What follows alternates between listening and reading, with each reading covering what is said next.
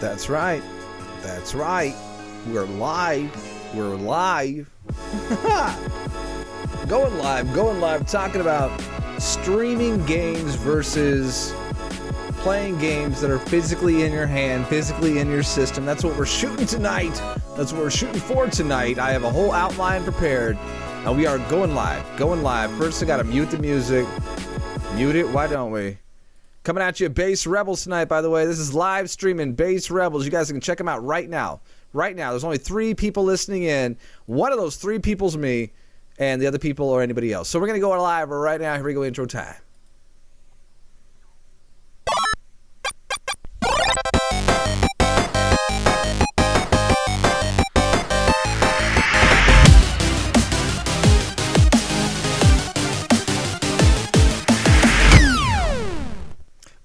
Welcome to OMJames. I am OMJames, and today is Talking Tuesday. We're doing the talking thing like we always do. We put on the music right there. Make sure there's music playing in the background. You guys, I'm wearing the red shirt again tonight, so there's no green screen action happening right now. It's not going to bleed through. My hands even should be okay. I softened the light a little bit. I think I got a pretty good pickup right now. I look like I seem to be streaming all right, and I got a good frame rate, and I got my good color, a good lighting, everything else, so I think it looks pretty good. Let me know what you think. If anybody pops in tonight, if not, that's okay too. I just realized I got a little bit on the right side. It's right there. Do you see it? There it is. Let's cover it up. Can't see it anymore. I'm covering my hand. Anyway, hope you guys are having a great night tonight. It is a beautiful, beautiful Tuesday night. Hey, Brittany's here. Hello, Brittany. Hello, Brittany. It's going to show up in the chat in just a second. You guys know it has a little bit of a delay, but that's okay. The delay is okay. But Brittany, I'm glad you're here. I'm glad you came to join us. Oh, I forgot some. Hold on. There's one thing I wanted to do. This is going to become a Tuesday staple. This is our Let Our Hair Down Tuesday staple right here.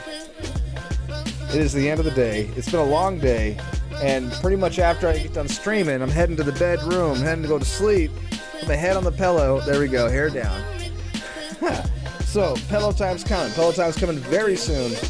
Ready to crash out, but for right now, we're hanging out with the peeps. We're doing the OMJames thing. I'm glad you guys are here. Everybody's here. Brittany's here right now. Anybody watching this tomorrow? Anybody who's in on this?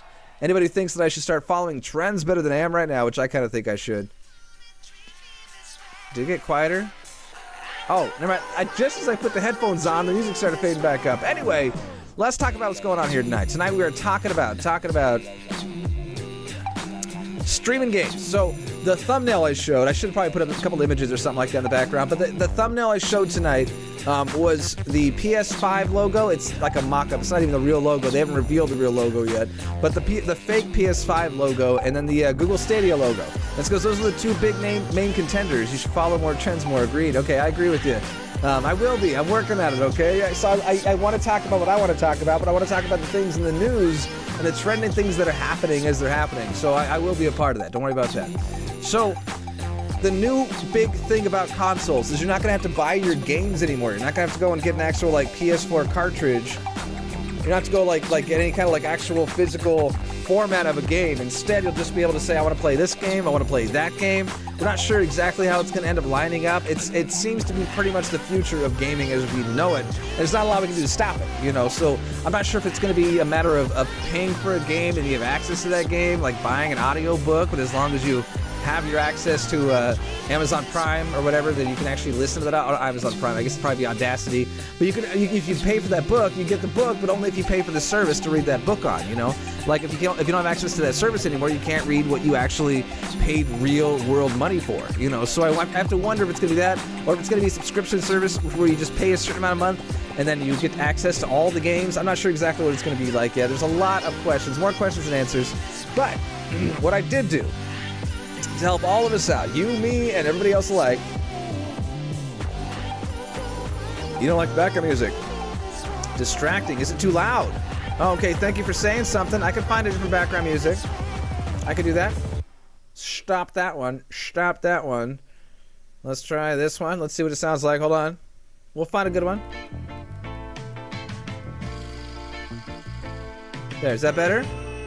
Let me know. Too loud. Oh, thank you. How's that now? See, you got to work with me now. I can't hear it. I did a test video. I always do a test video, but I did not It sounded good when I tested it, but now it seems like way better. That's what I'm looking for right there. It's the way better. Okay, anyway, let's get back to it. I really, really, really appreciate that, Brittany. Thank you very much. I want to make sure my levels are always good. Let me know about that. If it starts to like get weird or sound bad or whatever, please let me know. And you did, so thank you very much. Okay, so I broke down the whole streaming games versus actually owning the physical cartridge kind of a thing. I broke down into 4 different categories I'm going to break down tonight. It's not going to take me too long. We're going to try to do this as quickly and efficiently and beautifully and eloquently as possible. And the first step, the first thing we're going to talk about is it's accessible, but at the same time, it is not accessible at all. So this is, by the way, like regardless if I'm talking about Google Stadia or PS5 or the new Xbox thing they're going to do, or, you know, if Samsung comes out with some kind of streaming gaming service, whatever it might be, I'm not talking about those specifically. I'm talking about in general, the whole concept of it, that it's the big, okay, let's talk about the pros. I broke down the pros and cons. The pros of accessibility when it comes to this whole new generation of consoles is that it's accessible to people who can't afford modern hardware or consoles. Like you don't have to be able to afford to build a new beautiful computer with the newest hardware and video card and RAM and motherboard and all the other kind of stuff. I build computers, but I'm not that hugely up on the lingo of it. But, you know, building a whole like personal gaming PC like I'm running this show on right now, like it's something not everybody can do. Not everybody has the know-how for it, myself included, but also not everybody has the exact access to people who do have the know-how for it. They can go to somebody and pay a bunch of money to get it done for them, you know, but ultimately it's not something most people can afford. And not to mention a console. I just recently got my PS4. You guys were here for it. You guys know, you saw when I got my console, and I love it. I'm happy about it. I use it every single day. That PS4 is awesome. I'm finally getting back into GTA 5. Speaking of which, you know, that's what I'm holding up right there. If you guys can't tell, it's there it is right about there. GTA 5. That's right. That's my game. And I'm playing that now, and it took me so long to get to it because it's not something that everybody can get access to, you know. And they're saying these new streaming games will not only be accessible on your like beautiful TV in your living room, but also on your anything that can stream. It's like a tablet, a phone. You can be on the bus playing your Assassin's Creed, the newest one or whatever, you know. They're saying that like it's going to be cool. Like you can play that game anywhere. Accessibility is going to be like it never ever was. Like Nintendo Switch was ahead of its time, but at the same time, it's also kind of where everything's going to end up being anyway. Like it's part of that curve, you know. So those are the pros. Accessibility is going to be off the charts. Anybody can get access to it, but here are the cons for it. Is that if you don't have access to data, like internet, like cell phone service, then you don't have access to your games. If you can't log in, you can't play your games, and that's a big problem for me. I'm a big, like, I like holding these things in my hand. I like tangibly holding on to something that I can play. And if it's all in the cloud, if it's all something that's up in the stratosphere and in my digital airwaves above my head, then it's nothing I can ever hold in my hand. So like if I don't have internet, I have no gaming. Like let's imagine you get a box that costs you like $50, like really cheap, but you can play Stadia games on it. You know, so it costs you almost nothing. If you have internet, you can play games. And if you don't have internet, then you have access to nothing. And worse yet, if you put money into that thing, if you buy games, you put like, let's say it's not just a monthly subscription. Let's say it's a monthly subscription, plus you have to give these individual companies extra money, like 50, 60, maybe it's just cheaper, maybe even 20, 30 bucks. Let's say you get 10 games that way. So you end up spending $200 to $300 on games, and suddenly your internet goes out, not because of your doing, but because your ISP has an overload and it goes out, or power outage, or I guess power outage would be an even bigger story than that. But you know what I mean? Like you lose access to the internet and suddenly lose access to all that money that you put in to play these games. So you wasted money, you know? Or let's say your ISP goes down and you live in a rural area and you can't have internet for the next 2 years. That's money you put into it that's gone forever. And that accessibility aspect of it, con. That's big old con right there. All right, moving on. The next one, number 2. I should actually, you know what? I'm going to pre-program some of these intros with the number 2. You know, so it's not just me saying it. This is going to get better and better around here, guys. Stick with me. It's going to get better and better. But anyway, the next one is cheaper, but at the same time, more costly.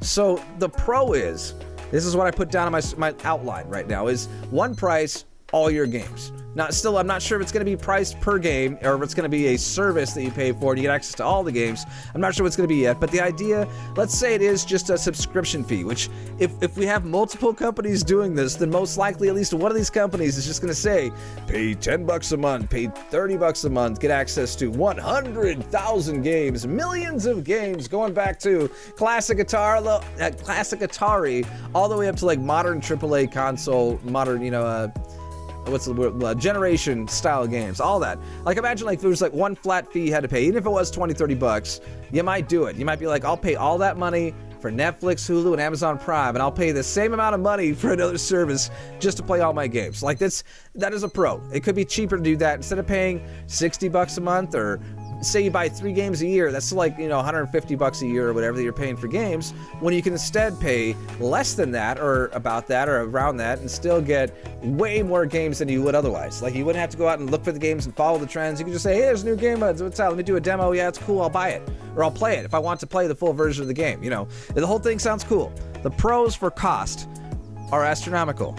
But at the same time, you got to talk about the cons. The con side of it is if you can't afford the price, you can't afford to play. If all your friends are playing the game, you know, I know it's just like it used to be where if you couldn't afford to buy Mortal Kombat 2 and all your buddies were playing Mortal Kombat 2, if you can't tell, I've been through this exact scenario, then you can't play the game. You can't talk about it. You can talk about what your friends talk about, what they've said, and repeat it and try to look cool in class, but you can't really actually be a part of that whole gameplay experience because you don't have the game.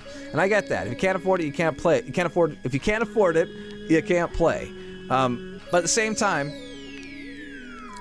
if you can't afford to play your games and you don't have the money to get access to your games or any of the games at all, then you never get the opportunity to receive free games. Let's say you have like an older brother or an uncle or a friend or somebody on Craigslist or eBay or whatever, somebody down the street, somebody at your school, somebody anywhere, and they want to give you their NES collection. Like they got an NES console, they got a Xbox 360, they have a classic Xbox, they got a PlayStation, they got a Game Boy Advance, whatever it might be, along with like a handful of games. Or like my kid, myself, my grandkids, my son, my nephew, whatever, they don't play this anymore.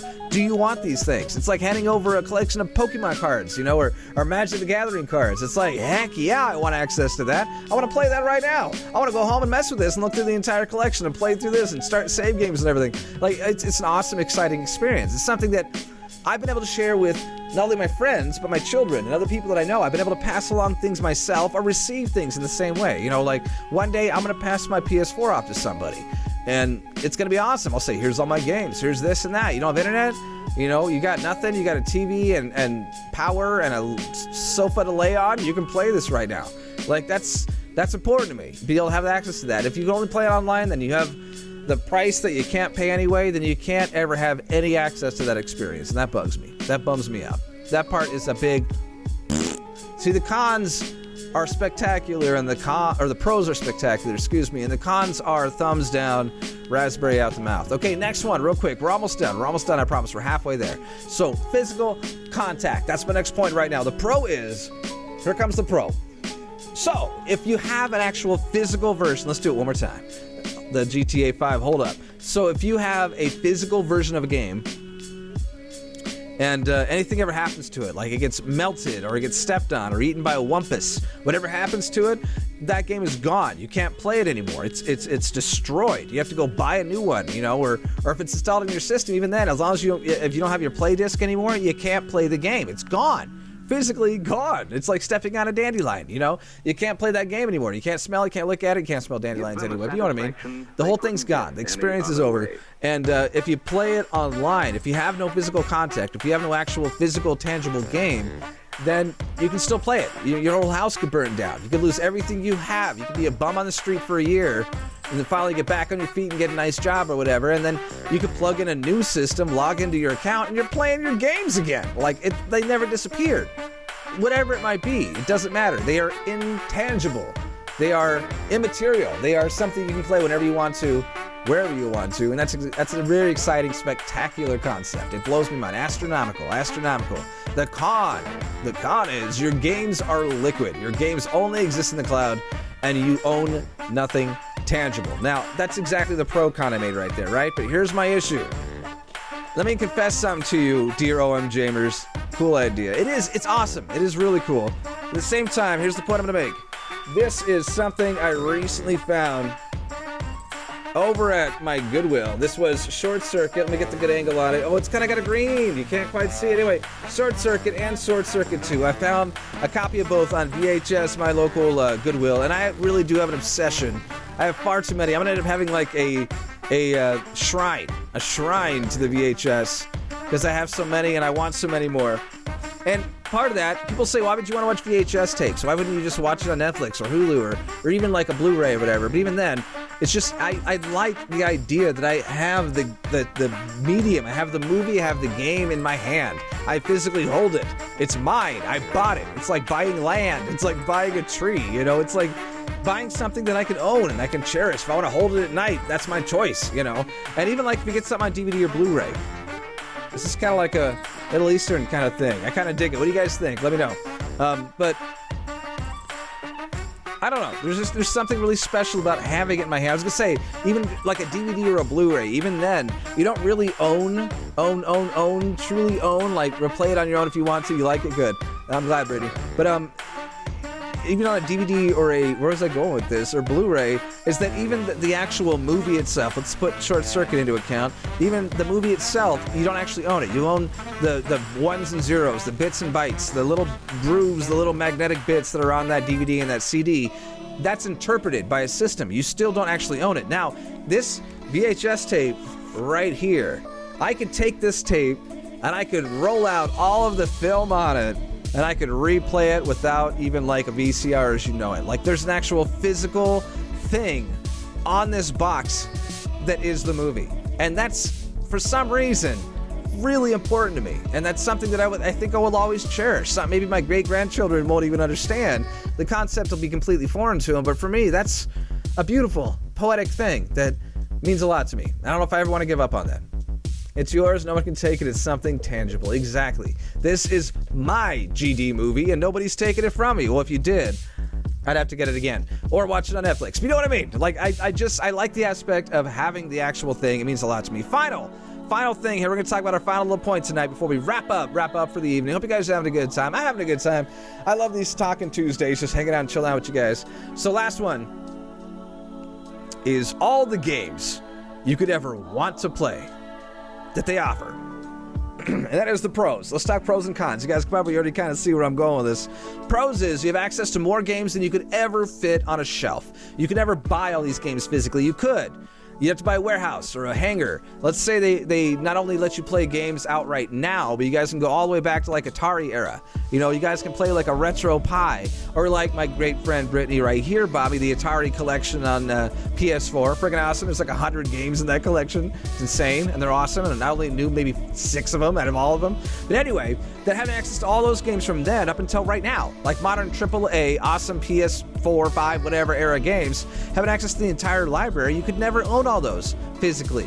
Again, you could, but it'd be so hard to store all of that. It'd be such a pain that it wouldn't be feasible. It wouldn't be practical, you know. So instead, you'd have access to all those games and play them whenever you want to on any system you want to, without having to store them anywhere. All you need is access to the internet. That's pretty cool. But at the same time, the con is if they don't have these games, like both ideas. Exactly. Here's the big con.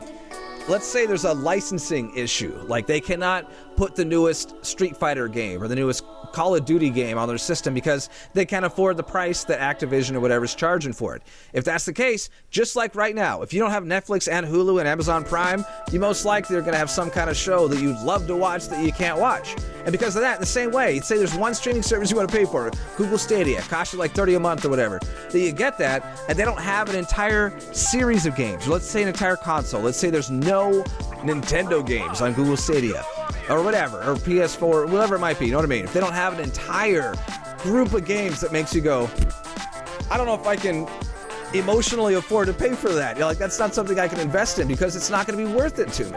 Like, imagine that. You don't want to pay for a service. Like, you know, there's going to be a Disney Plus thing coming out, and I'm going to end up dropping, I'm sure, Netflix or Hulu or something because I'm going to want that Disney Plus, mostly because of the MCU.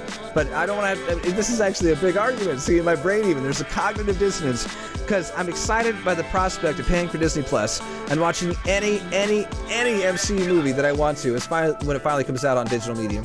But watching any of the MCU movies, sitting down and we couldn't do an entire marathon. It would literally take you over 2 days to watch every single movie in the entire MCU back to back. That's without breaks or going pure nothing.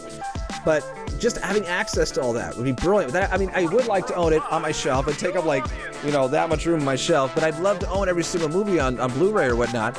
But at the same time, I like the idea of not having to buy all that and pay for it and put the shelf up on there and have to, you know, all that kind of stuff, or losing it to, you know, being stolen or rotting to mold or whatever. I like the idea of just having access to that. But anyway, hey, look at that. Holly's here. Hey! Something is special about physically having it in your hands, but I like the idea of having something that has all of the groups of games. That's really what it is. It comes down to having convenience of having access to all of those mediums, all that data, all those bits of entertainment. And mostly being able to actually pay for each individual thing and owning it and holding it in your hands and being able to put it to your cheek. Oh, actually, there's something on that. That wasn't, sorry. But no, you know, like having access to being able to physically touch it, to tangicize it, to really, like, you know, be able to embrace it and enjoy the presence of that thing. You know, that kind of stuff means a lot to me, too.